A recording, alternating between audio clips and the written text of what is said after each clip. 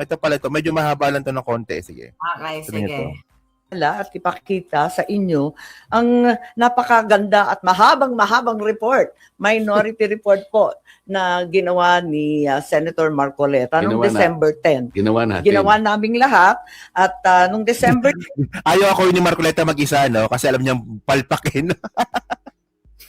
para pag nagkasita, no? Kami lang ginawa niyan. Nandamay pa siya. No, hindi lang ako mag-isa. At least sama-sama silang magigisa, di ba? O, di ba? Sabi ni Amy, ginawa ni Marcoleta. Sabi ni Marcoleta, ginawa namin lahat yan. Nagtuturuan na nga. Tingnan mo nga, di ba? Kung hindi sila mga tarantado, ito si Turo, ito naman si Amin. Si Ako. Ito si Ako. Ewan ko ba dito sa mga Dito. eto, baka hindi pa ninyo nababasa, mahirap basahin, mahaba eh. Ngunit gusto ko sabihin at idiin na lubos ako sumasang-ayon dito sa Minority Report na malinaw nitong punto na ang pananagutan ay hindi dapat nakatuon lamang sa implementing agencies, sa iba't ibang kontratista, sa kung sino-sino lamang. Tama ang diin ng report na ang tanging isang komprehensibo, patas, walang takot na investigasyon lang ang makakatsak na tunay na salarin. Yung mga mastermind ang dapat managot. Sang-ayon din ako sa obserbasyon ng minority report namin na yung biglaang pagtigil ng investigasyon patapos ang testimonya ni Orly Gutesa ay nagdulot ng pagduda sa tunay na layunin ng report. So when a finger points to the moon, we have to look at the moon, not the finger. Dahil dito, hindi ko maiwasang ituro na may mahahalagang leads. May mga critical leads na ang ating mahal na chairman na hanggang ngayon hindi pa tinutugunan ng komite. So yan na. So mahalagang leads daw si Gutesa, no? Parang gano'n pinapalabas niya dito eh. Oo. So ang sinasabi ni Amy dito, no, nung nagsalita daw si Gutesa, ba't daw natigil yung yung hearing? Hindi, pinatawag nga siya sa, di ba, DOJ, hindi Parang ano ba to si Amy? Parang di ba updated to? Anong klaseng senador to, no? Ano ba yan? Baliw, no? Mas malala pa siya kay Bato eh. Si Bato wala dito. Pero actually si Bato laging updated. Diba? Si Amy nandito pero parang sabog eh. Tingnan mo, kasi tingnan mo, sino ba tinuturo ni Gutesa? Si Martin. Oo, si Martin. Actually, yung nakita mo yung papel nila na pinalabas nila, pati si Marcoleta, na yung ending talaga nito ay si Martin yung nasa taas. Ito, may papel ako dito. Ito. Nakita mo nga, nakita ko yun eh. Wala silang dito, GC. Ano ba yun? Nakakaloka. Ito ata yun. Sabi ni Takero, paano magiging updated sa GC? Umalis yan sa... Ito ba ito? Oo, yan. Yeah. Tapos ang ending dyan, di ba nila alam? Si PBBM... Tingnan nyo, gago tong si Amy, no? Meron siyang question mark, personalities involved. Question mark. So, sino yan? Si Presidente Bongbong Marcos ba yan? Yun na nga eh. Di ba? Si PBBM ang gusto nilang ituro dyan. Nung nakita ko yan, sabi ko, awit talaga itong si Amy eh. Sige. Ito, may matinan mo to, Sige. Yung nagtuturo kay Saldico, mga totoong tao to no? Si Alcantara, si Bryce Hernandez, si Bernardo, si Diskaya. Di ba? Kay Martin Romualdez, si Diskaya nung una. Di ba naalala mo nung sinabi ni Diskaya? Na open book naman, na sabi-sabi, na si Martin Romualdez na may diretso yan. Sabi-sabi. So hearsay. So ginamit nila yun.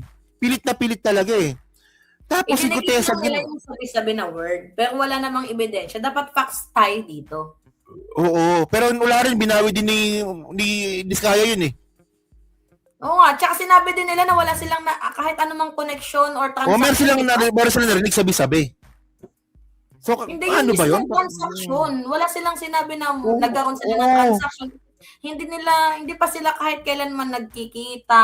Wala pa daw eh. Tapos ito pa, ngayon si Gutesa yung nagtuturo kay Martin. So makita mo, yung ebidensya kay Martin, pilit na naman. Ano ba yung credibility ni Orly Gutesa? Sige nga. Nawala bigla, Hindi, ano ba yung credibility niyan?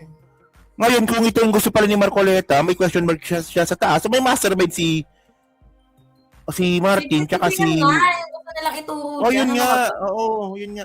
Kaya ka ako, ewan ko ata. Ako, pipitik ako ng konti. Kaya nga ako nagtataka ako sa mga anti-Martin eh. Hindi nyo bagay si narrative. Oo. Hindi nyo bagay si narrative. Kaya ako, hindi ko sinasakyan yan eh. Ito, Mima. Sige. Di ba, Koy? Gago talaga to. Gagit tinira ka nun eh. And then kasi, kung may ebidensya kay Martin, maniniwala tayo eh. Anong credibility ni Koy? Gago, iba yung usapan natin. Char. Hindi. Kung may ebidensya kay Martin, maniniwala ka. Kung talagang legit na ebidensya, parang kay Saldi ko. Yung legit Diba? talaga.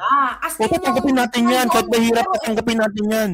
Ganito kasi, mga minamahal, ayoko kasi na mag-judge agad-agad nang wala naman talaga. Kasi ang hirap naman kasi na i-judge natin yung tao, tapos wala namang sapat na ebidensya, tapos maniniwala tayo sa mga walang kredibilidad na tao. Pares kahapon, di ba? Yung dalawang chismosang marites. Oo. Hindi nga nila napatunayan na owner sa Forbes Park itong si Martin. Hearsay Kasi kung din meron no? talaga silang ebidensya, di ba? Dapat meron silang tawag dito, meron silang, di ba, napaka na yun, ng subdivision na yun.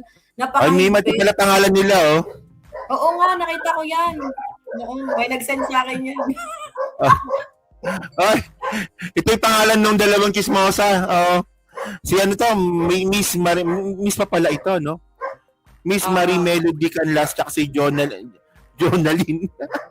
Kala ko Jobalin. Lang sa Jonaline sa Mercado. ng fake news. Hindi nga, di ba, yung na yan, wala ni isang dokumento, mga minamahal, na nag-uugnay kay Martin Romualdez sa property na ipinipilit, na inuungkat nila sa Senate hearing. Walang deed, walang kontrata, walang resibo, walang bayad, walang papel. Uulitin natin walang papel. So, ang testimonya, mga minamahal ng dalawang staff, ay base lamang po sa mga linya na narinig ko, sabi raw, parang nakita ko. Nagne-name dropping sila. Tsaka Oh. anong credibility nung nakatakip ang mukha? Oo, 'di ba? At Diba? saka mas lalong bumagsak yung istorya, mga minamahal. Nung mismong yung itinuro nila na si Curly Discaya, 'di ba? Itong si Curly nanumpa, 'di ba? Sinabi ni Curly na kahit kailan hindi pa siya nakapasok sa South Forbes Park at hindi niya alam kung ano yung itsura doon. Pero tinan mo magaling talaga sila magtahi ng kwento eh. So, Tamarin Street yun, di ba? Yung sinasabi nga nila. Tamarin Street yun, di ba? So, ito rin yung sinasabi ni ni Saldi ko na ako yung nagdala ng pera sa Tamarin Street, sa bahay ni Martin Romualdez, di ba? Parang kinokonekta talaga nila, no? Gamit tong dalawang testigo na to. So, ano ba to? Actually, ang hirap ipaglaban ng dalawa kahit saang bagay, ang hirap nilang ipaglaban. Like, paano sila paniniwalaan? Yung nila, yung sinabi nila is galing sa chismis. Ngayon, linawin natin, mga minamahal. Si Martin Romualdez ay hindi po tenant. Hindi din owner. Also, hindi din siya seller, buyer, or beneficiaries. Hindi. Pero isa-isahin mo yung mga isa-isahin mo nga yung isa-isahin natin yung mga ebidensya laban kay Martin. Tinan mo kung tatayo si Gutesa, wala, di ba? Tapos yung sinabi ni Discaya, wala rin yun. Wala. So, ano pa? Yung sinasabi ni Vince Dizon na yumaman daw si Saldi ko dahil ito'y panahon na nangyari nung panahon nga na speaker si Martin Romualdez. Tatayo bang ebidensya yun? Hindi, ang labo nga. Di ba? So, yumaman si Saldi ko dahil House Speaker si Martin Romualdez. Ay, may ebidensya ba yun? Hindi sa magiging on denial, pero hindi no?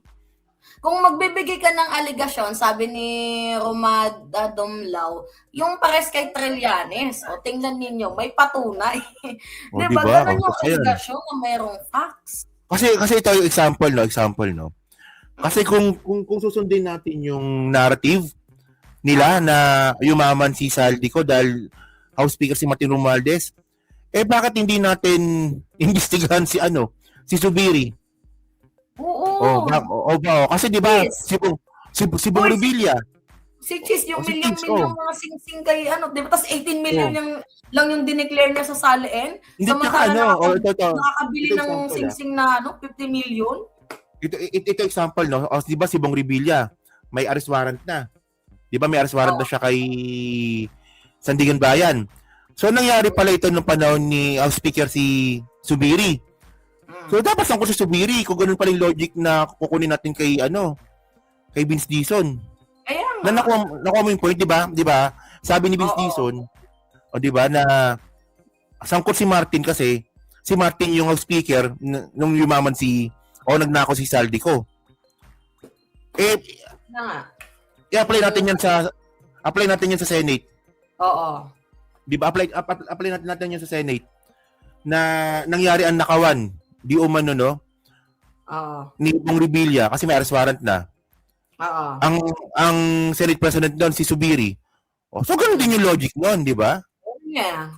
Hindi Oo. nila mag-gets. Napaka-selective talaga nila. Kapag kay Martin pwede yung ganun, kapag sa iba hindi pwede. Kaya nga, kasi ang ending nito, si Martin ang gusto nilang idiin. Kasi, Kasi? at the end of the day, si Martin Oo. kasi, hindi naman totally kontrolado niya eh, pero may isang boses yung House of Representative. 'Di ba si Sara Oo. din naman yung ano diyan eh.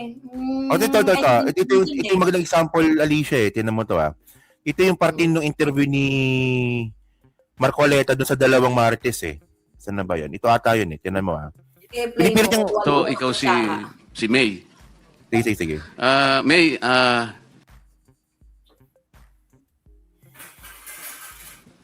so ikaw si May. May, napanood mo ba si Saldico nung siya ay nagpadala ng mga video na kung saan sinabi niya na nag-deliver siya ng 1B doon sa bahay diyan sa Tamarin Road in Forbes. Nasa rito eh, nasa social media to. Lahat napanood to eh. Napanood Hindi mo? ko po siya direkta na panood, pero nung sinabi po, nabanggit po sa amin regarding 30 Tamarind, we got curious. Oo. Naging curious ka. Pagkatapos, natatandaan mo ba na sinabi ni Saldico na si Speaker Martin ang nag-designate ng lugar na yon na pagdadalhan ng 1B? Nandun din sa Pagtingnan ano. yung mga tanungan Hindi ko lang nila, matandaan yung pagkakasabi, Kaya nga, pero diba? yung gist ganito niya sinabi. So, Nakakapagtaka. ginagamit niya si Saldico, di ba? Tapos yung ending nito, kilala mo ba si Curly Discaya? Ituro nyo nga. Biruin mo ba naman na balita na sa buong mundo? Imposible hindi nila kilala yung Discaya. Tsaka may pangalan na doon na Discaya eh. Nakalagay dun sa dun sa may harapan, di ba? Di ba?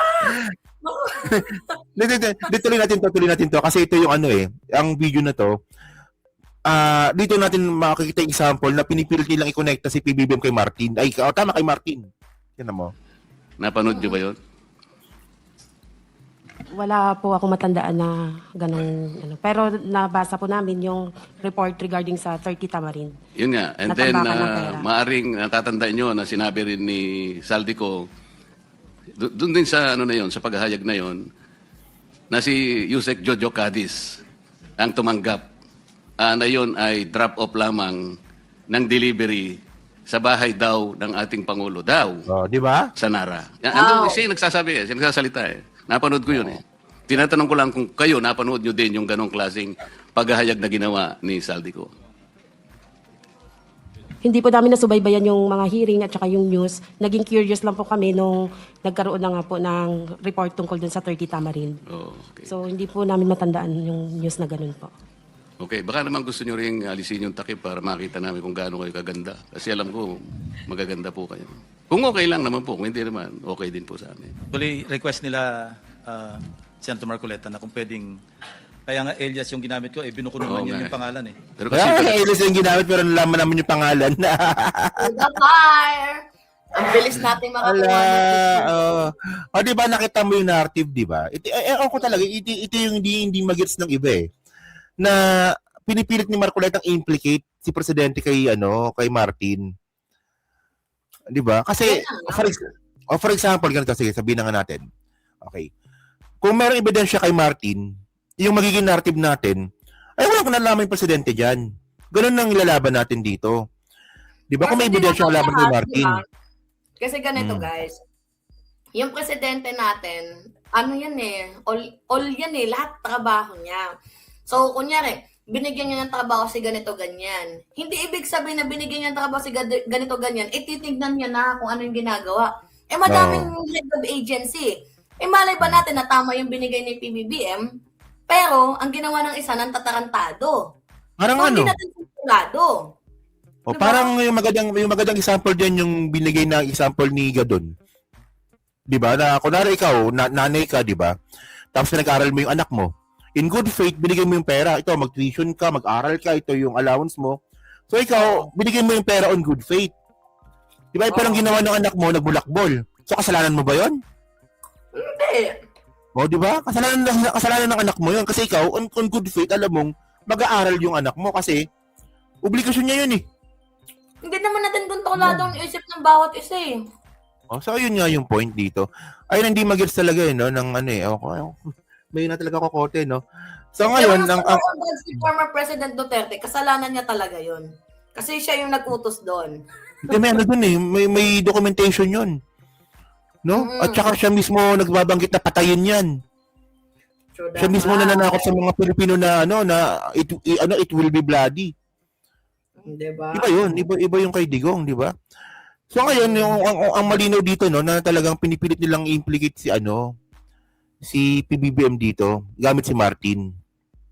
Oy, totoo. Alam mo, Diba? mas maganda din na pag-usapan natin dyan kung paano na-hook ni Bam Aquino itong si Liviste. Wala Ano ako, ba? hindi ko topic. Pag-aralan mo. Ay, Hindi, pero ito nung nakaraan, nung nagkakwentuhan tayo, di ba, sa may Okada, no? Na, sa amin nyo lang maririnig to, sa amin lang ni Mima, no? Napag-usapan namin doon, na may mga nag-advise pala kay Martin, isang beses merong meeting sa bahay ni Martin. Ako narinig mo yan, May isang beses may meeting daw sa bahay ni Martin at merong mga advisor si Martin na bumira ka na sa presidente, bumira ka na. May ganun na. Pero sabi ni Martin daw, lumayas ka dito. Wag mong pag-uusapan niya dito sa bahay ko. Diba? Narinig mo ba yun? So, from the start hanggang ngayon, talagang todo pa rin yung suporta ni Martin sa presidente. And di ko lang talaga mag-gets yung punto ng ibang mga DDS, ng mga iba nating, di ba, pitik tayo sa kapwa natin mga vlogger. Di ba na, bakit inyo tinitira itong si Speaker Martin Romualdez? From the very beginning, ganun pa din naman yung kanyang punto eh. Walang nagbago yung kanyang pananaw, yung kanyang Narinig niyo bang narinig niyo bang tumira si Martin sa presidente? Wala. Kahit nga kay Sara, never niya tinira yan eh. Si Sara, medyo professional yung banat niya. 'Di ba na ipagpapatuloy natin ang Quadcom para sa katotohanan. Ganoon yung banat niya eh. Professional eh. Hindi yan pitik. Hindi nga, pero dun. professional yung banat niya, 'di ba? Professional eh. Never pumitik si Martin Romualdez ng walang facts. Kasi hindi natin pwedeng i-discredit yung mga nagawa ni Martin na siya yung naging shield ni PBBM sa loob ng 3 taon. Di ba? Totoo yun eh. At sa mga vlogger na nagsasabi na na bayad-bayad daw, walang ganon mga minamahal. Never pong nababayaran ang prinsipyo namin. Ibig sabihin sa Attorney Claire, bayaran. Sinusuportahan niya si Martin. Ganon ba yun? Yung gusto niyong ipalabas. Pero Martin ba si Claire? Ha? Pero Martin ba si Yusek Claire? Talaga? Pinagtatanggol niya. Si Coach Jared. Si Coach Jared to. Si Coach Jared to. Tsaka tinan mo kung kailan kinukudeta ni Aling Maliit itong Congress. Andiyan si Martin noon na pinotektahan niya yung Congress laban kay Gloria. Dapat nga maging tayo doon maging thankful tayo doon Hindi naman natin sa sinasabi na i-credit natin lahat kay Martin. Pero isa lang yung gusto kong sabihin sa inyo na may panahon talaga na tinulungan talaga ni Martin Romualdez itong si PBBM. Tapos diba? Ito pa, yung Quadcom, ang dami naliwanagan sa Quadcom na yung mga dating yung mga hearing ngayon na hindi na-aired, nang nawala si Martin. Kaya nga si Bo GD talaga, tingnan ko dito kay Bo GD. Tingnan mo, sige. Ito, Mima. Nakita mo naman na yung Senate ngayon. 'Di ba? Hindi nila tinitira yung kapwa nila senador. Ang binabanatan nila mga congressman. Ngayon, bakit pinatigil ni Board GD yan? Dahil ito pagkakataon naman nila, party line naman yung mga senador. Kaya nga eh. Di ba? Pansin mo? Oh. Ganun nangyari dati, di ba, nung may hearing sa saan ba yun? Senado? Doon sa tawag nito, sa infrastructure Oo. sa House. Di ba? Oo. Ang binabanatan nila nun, mga senador. Oo. At Oo. saka ano din, feeling ko nagpapataasan lang ng ego yung dalawang din yan. Yung house tapos yung upper chamber. 'Di ba? Kanya-kanya silang pataasan ng mga ihi. Pero ang punto lang kasi dito, at least mayroong na-reveal, 'di ba? Pero alam mo yung usap-usapan dati na kaya natanggal yung si Ping Lacson kasi merong unwritten law kasi yung Senate na huwag mo titiran yung kapwa mo senador. So, Narinig tingnan ko mo ngayon. yun. Tingnan mo. Pero, Lagi ba yung narrative ni Lacson ngayon? pero kasi Diba? si Lacson, di din natin masisisi. Pag meron siya nakikitang mali, tinitira Oo. niya din talaga eh. Kahit, Pero ngayon nakita mo rin ngayon. Pero ngayon nakita mo rin ngayon yung ano. Kumbaga sa sariling bahay nila, sinusunog niya mismo. Kaya nga eh.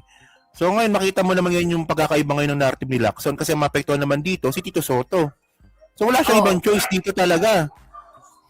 Actually, Diba? medyo may times na yung kanin ay sa Senate Blue Ribbon Committee, may times na hindi ko gusto si si Ping sa Hindi, kailangan niyang gawin talaga yun. Ako naintindihan ko yun eh. Diba? Nakita mo? Kasi sige, kapag ginawa ni Lacson yung gusto niya, mas delikado, baka mapalitan si Tito Soto. Eh, yun lang. May reason din Diba? naman. Kailangan, siguro. may politika pa rin talaga. Oo. Pero medyo, syempre, baka ayaw din niya. Pero kung kukumpara mo yung si Ping Lacson dati, ang talaga tinutumbok ni Ping Lacson, kapwa niya senador. Diba si LTG, Mark Villar, Joel Villanueva, Chis Escudero.